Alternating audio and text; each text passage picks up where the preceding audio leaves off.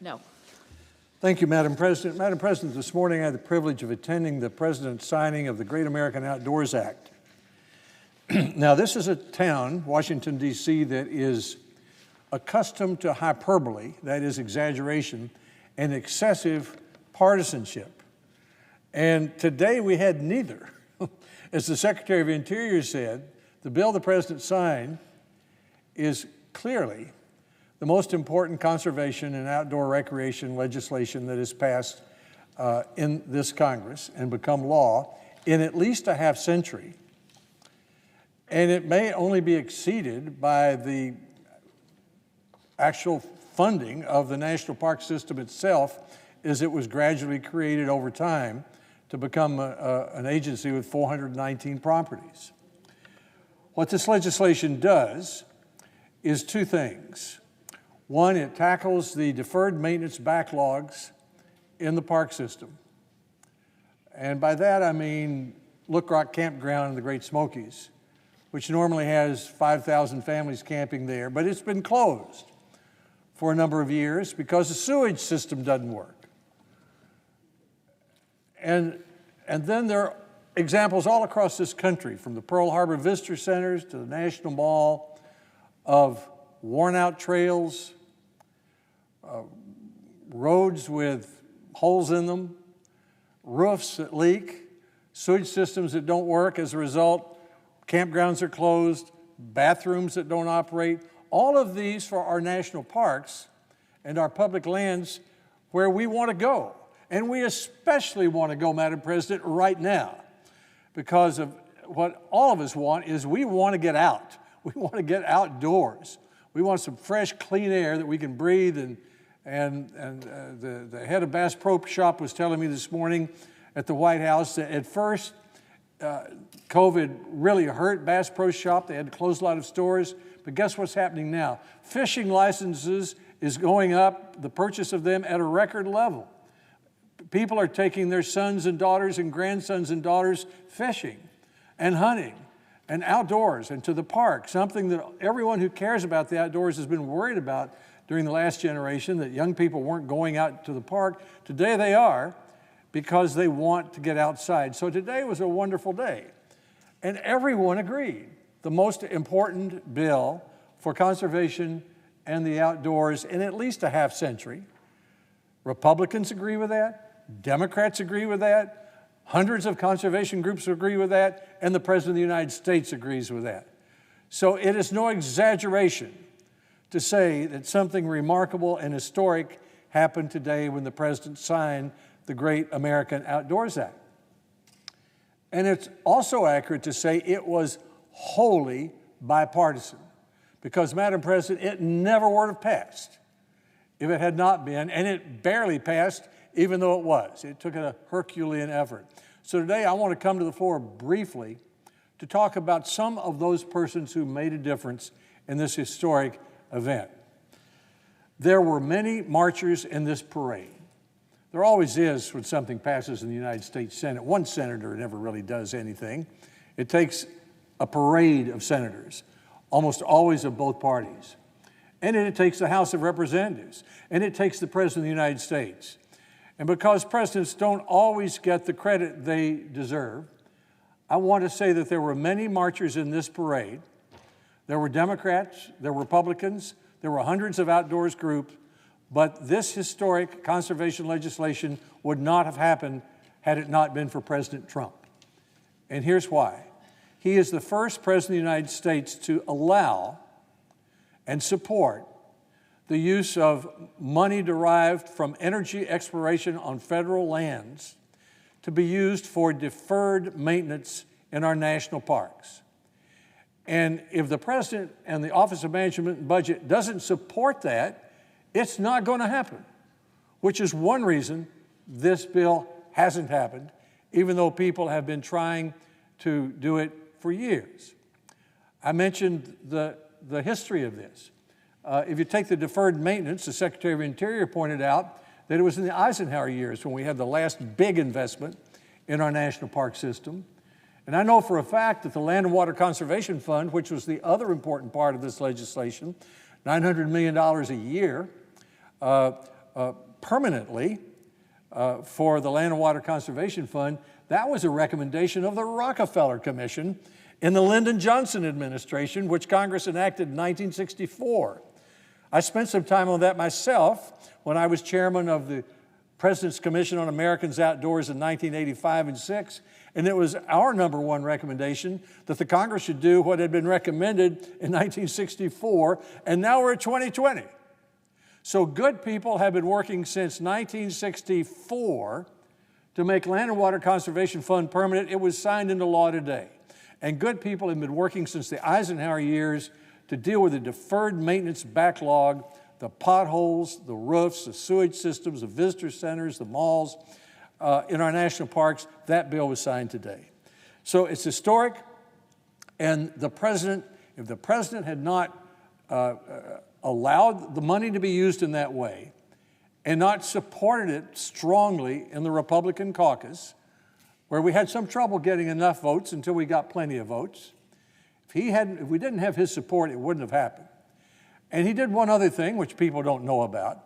Our bipartisan group of senators asked me if I would ask him, when he visited Tennessee in early March, if he would add to the bill, or if he would support adding to the bill, the national forests and the National Wildlife Refuges and the Bureau of Land Management and the Indian schools, which are in disrepair. So the deferred maintenance of all of those would be added to this. He said, yes, let's do it. I telegraphed that information. I called that information back to the bipartisan group of managers. They were excited. It was added to the bill, and that became law today as well. Take the Cherokee National Forest, which is adjacent to the Great Smoky Mountain National Park. We hear more about the Smokies. 10, 11, 12 million people come there every year. They've got a $224 million maintenance backlog. This will cut that in half over 5 years. But the Cherokee National Forest is right next to the Smokies. It has 3 million visitors a year. That's more than most national parks. It has a $27 million backlog. It will cut that in half. And the Indian schools will get hundreds of millions of dollars in order to build them back up, and they're in bad shape. So the president deserves credit for that. There were many important marchers in that parade, but it would not have happened without President Trump. Now, let's talk about, let me just mention some of the other marchers, and let's talk about the ones in the United States Senate. I won't go on at great length about it, but I do want to acknowledge. I do want to acknowledge them. Let's start with Senator Warner of Virginia and Senator Portman of Ohio. They, working with the National Parks Conservation Association and others, introduced the bill to reduce the maintenance backlog in the parks. Secretary Zinke then came to Tennessee 3 years ago and asked me to do a similar thing, and I worked with Senator King of Maine.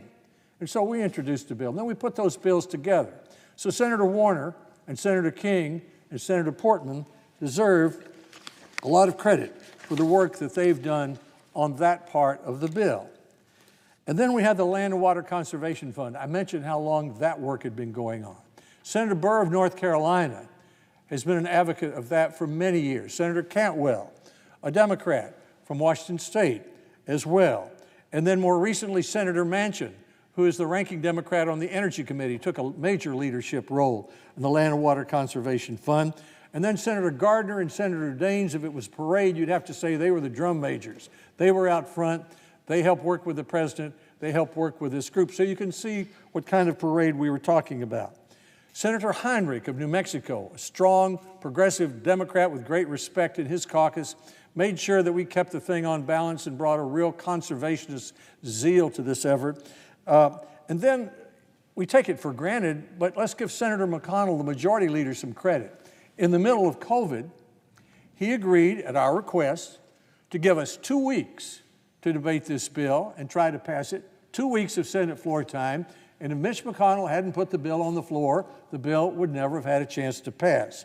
And I would thank the Democratic leader as well for creating an environment within his caucus where we could work through the difficult issues that arose. Now, that's just part of the honor roll of United States senators who were involved in all of this, but it's an important honor roll. I should add Senator Collins of Maine, who from the beginning was a strong supporter of both the Land and Water Conservation Fund and the Restore Our Parks Act.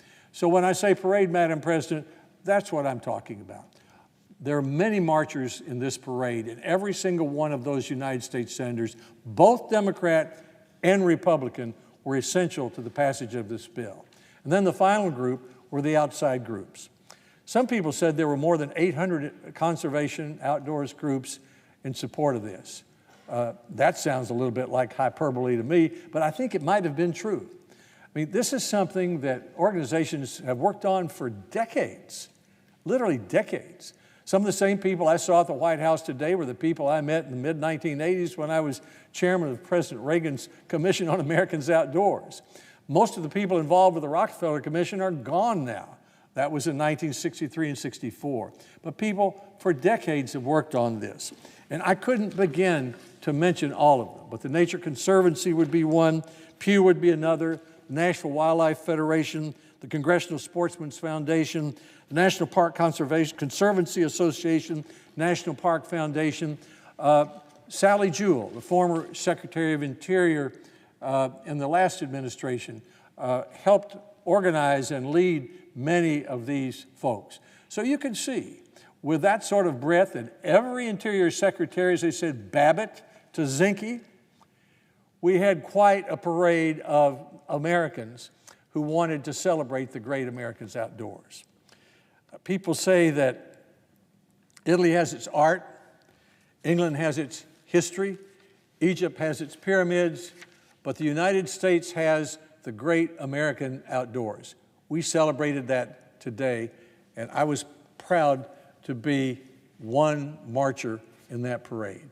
I thank the President. I yield the floor.